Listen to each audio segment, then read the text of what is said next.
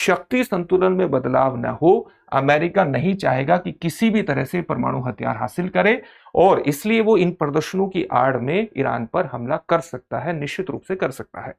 साथ ही आप ये भी जानते हैं कि इजराइल और ईरान के बीच एक स्थायी शत्रुता है, क्योंकि ईरान पर आरोप क्या है कि वो लेबनान में हिजबुल्लाह को, यमन में हुती विद्रोहियों को और गजा में हमास को एक तरह से समर्थन देता रहा है, सैन्य समर्थन देता रहा है, हथियारों की आपूर्ति भी करता है। इजराइल इनको अपने अस्तित्व के लिए खतरा मानता है। तो अगर ईरान की स्थिति में बढ़ोतरी होती है, मजबूत होती है, तो इजराइल उसको अपने अस्तित्व के लिए ही खतरा मानता है। यह भी एक बहुत बड़ा कारण माना जाता है।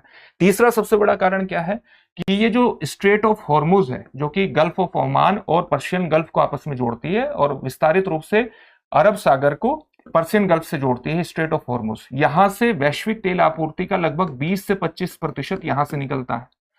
तो अगर ईरान प्रभावी हो गया और उसने स्ट्रेट ऑफ हॉर्मुज पर अपने प्रभाव को एस्टेब्लिश कर दिया, तो वैश्विक तेल आपूर्ति निश्चित रूप से प्रभावित हो सकती है। वैश्विक तेल जो अंतर्राष्ट्रीय बाजार है उसमें तेल की कीमत डॉलर में ही तय हो, यह चीज भी प्रभावित हो सकती है। तो यह भी एक महत्वपूर्ण कारण है। साथ ही ईरान पर प्रेशर बना करके एक वैश्विक स्तर पर रूस और चीन पर भी अमेरिका दबाव बनाने की एक स्थिति को देखता है। उस संदर्भ में भी अगर आप चीजें देखेंगे तो अमेरिका यहां पर हमला कर सकता है।